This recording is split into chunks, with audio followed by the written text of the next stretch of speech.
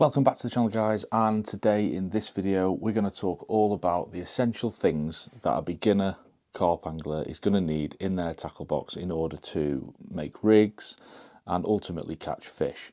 We're going to go right back to basics, and this is for everyone who's maybe just starting out, looking to buy their first kit, or you've been at it for a while and you're not really sure what you should have in your tackle boxes and bags in order to catch fish. So in this video we'll go over absolutely everything that you're going to need as a minimum to catch fish. Just before we get into the video then, I will apologise. I was staying consistent with my videos, however I somehow managed to delete all of my footage for the videos that were due to come out off my camera. However, we're back recording, so now we're back at it, so hopefully I can keep that up every 10 days, 14 days. Hopefully we'll have another video coming out for you guys.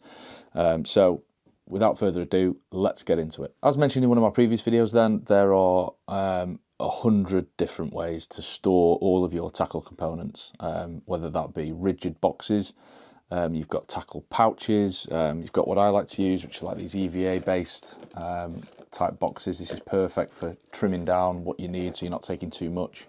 So there's a number of different ways that you can carry your bits and pieces. That is personal preference.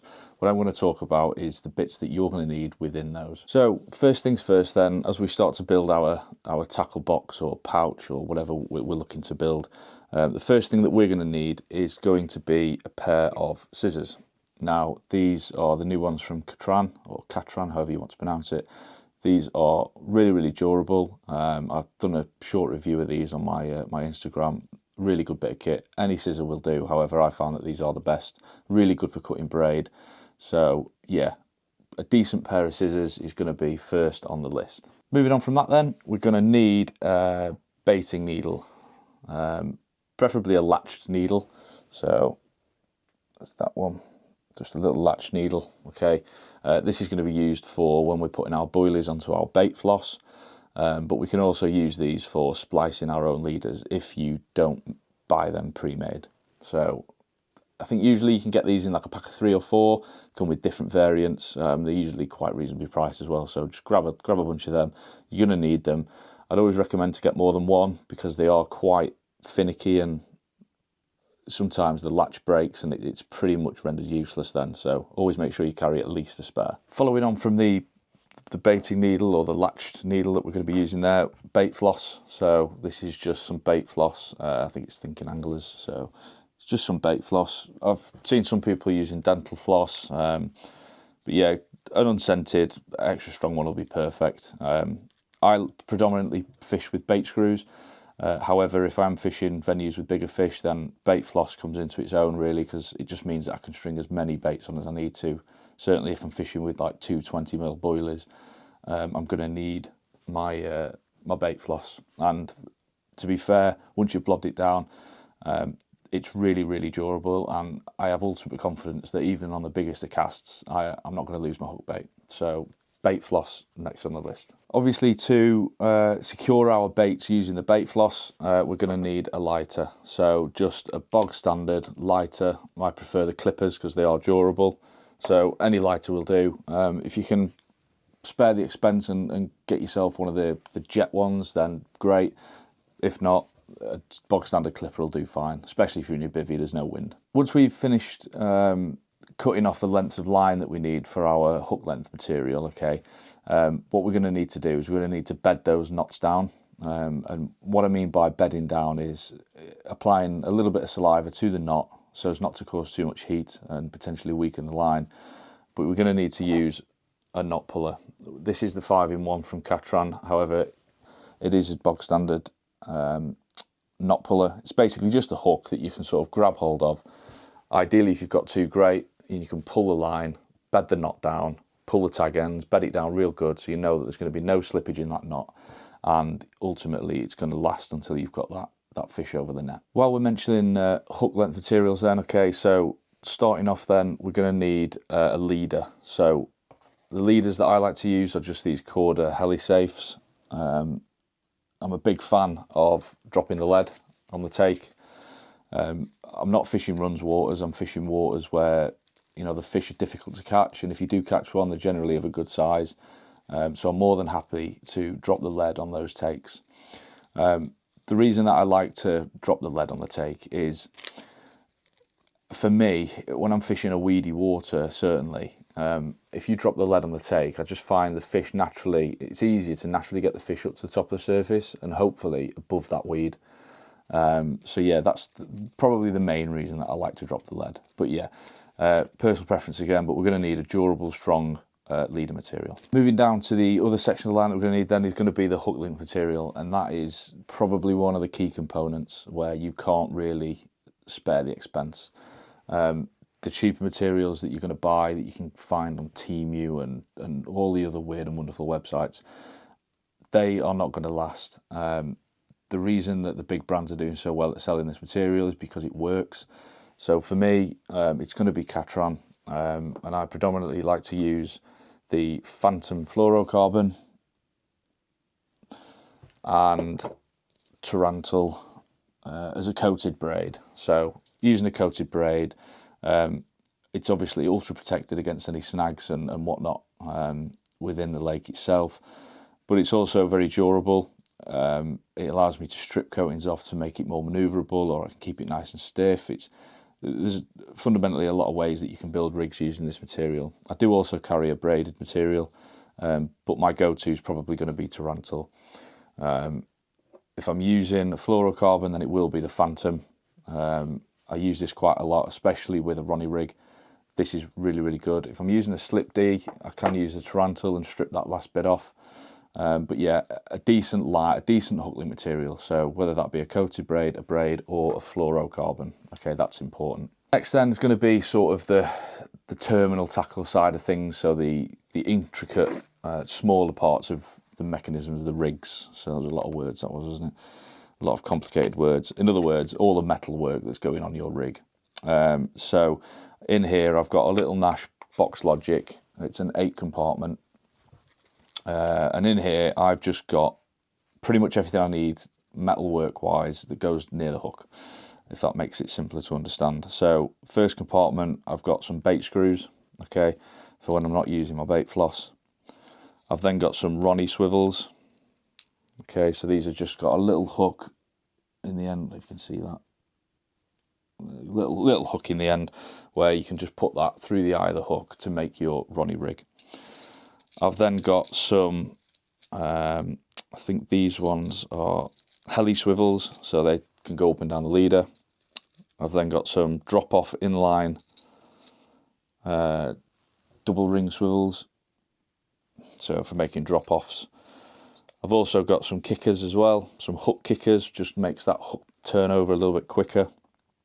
I've got some hook beads for securing the micro swivels, which is what I've also got in here for when we're connecting our bait floss. So in there is pretty much everything I can make any rig with that one box.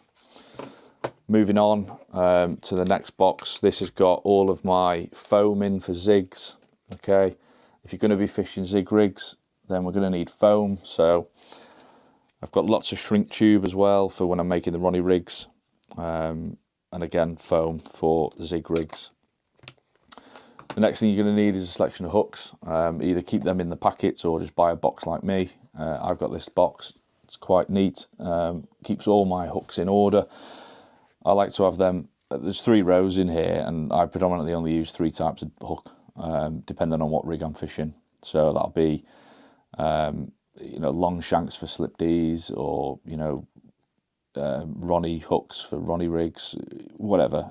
I've got 3 rows in there, and I can basically just put them in size order, generally size 4 to size 6 or 8. I never really fish anything smaller or bigger than that.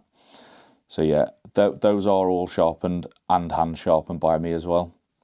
I do trust that these companies make hook sharp, but I always find that you can get them sharper at home. So I will sharpen them out of the pack and pop them in there. I have mentioned it already, but zig rigs.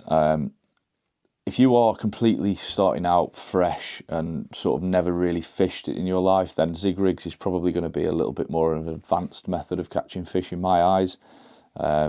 Certainly when it comes down to the casting capability, if you're not confident at casting, then these can become troublesome.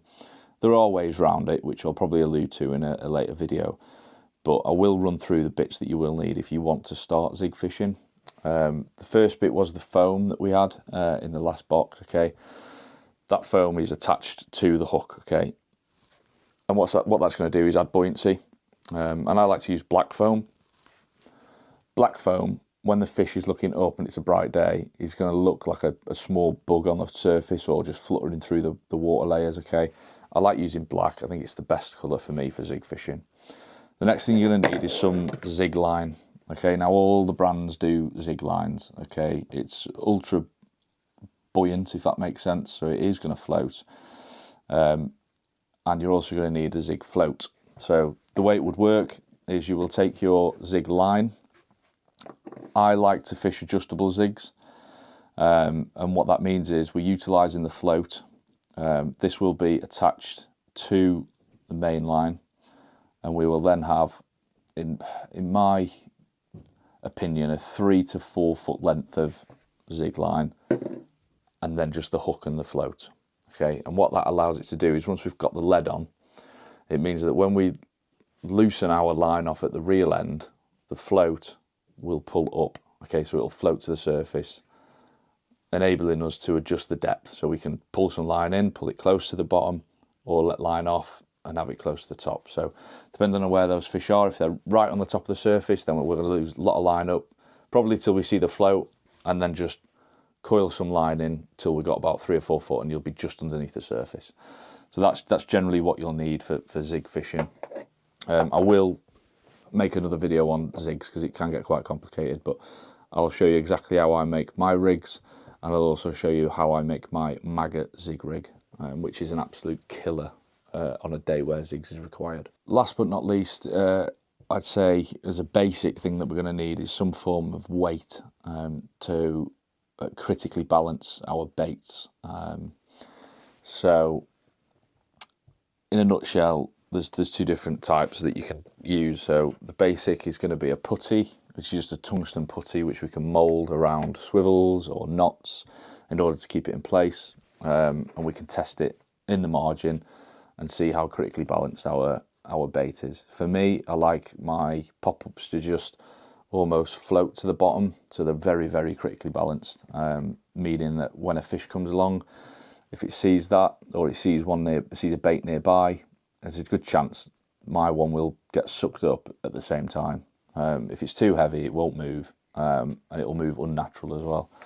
The other way is if you're fishing a lake that's got crays in it, crayfish, then some split shots are great. The crayfish will have the tungsten off your putty off your rig, which will make it ineffective. But yeah, just some tungsten, old school tungsten lead shots. They're great for when you're fishing with crays. So yeah, that's pretty much, in a nutshell, everything you'd need in my eyes. If I've missed anything, then do drop it in the comments below. But as a whole, if you're going to go out and buy this kit, it's not going to be hugely expensive, which is part of the reason I only carry such a small tackle box, because if I have a big tackle box or a big tackle pouch or multiple tackle boxes, it just allows more room for me to buy more stuff that I'm not going to use. So I did at one point when I first started out, I had this massive box, and I probably had 15 of these not specifically Catran, but hook link materials. I just had like 15 lined up, different ones from different brands, and a lot of them were the same, just rebranded. And they never got used. So in my eyes, it's a waste of money. So yeah, picking something quite small and compact just limits how much you can take. So you end up having to think about what you need to take, and you're probably taking just enough. Another pro really would be, if you're going to hand sharpen your hooks, is to just get some anti-corrosion compound. So a lot of the major brands do this, but it's all a bit like Vaseline really. You probably get away with using Vaseline. You just coat, once you've sharpened it, just coat the hook point in it, and that just stops it from rusting over time. You can get a bit longer out of each hook. So yeah, drop in the comments below, just let me know what you carry that's different to me as a basic. I don't need sort of you to tell me everything that you take, but we're looking at a basic. So for those of you that watch my videos and have been carp fishing for years, let me know if you take anything different than this that we can advise to a beginner, because that's what this channel is ultimately all about. We're looking at bringing people into the sport and giving them knowledge and tips and tricks on how to catch fish and enjoy the sport, because it can, as a beginner, get really boring if you don't catch, and then you start losing motivation. So yeah, let's build this little community, and hopefully we can have some beginners on here that have caught using the kit and equipment we've described here and in other videos, and I've also used the knowledge that we're giving them as well. Once again, as always, if you have liked this video and you've been watching the channel for a few weeks now, I am going to be posting a lot more again now that I've sorted my camera out. Essentially it needed an update, so that's done now. Unfortunately can't get all the footage back, which is really annoying.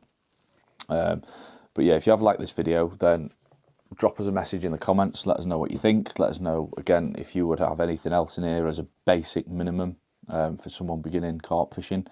Hit the like button, hit the bell icon, so you don't miss another video. And it's really good to see everyone engaging so far in the comments. That's what we need. I've seen some conversations on videos as well, which is really, really good to see. So yeah, other than that, I'll see you in the next one.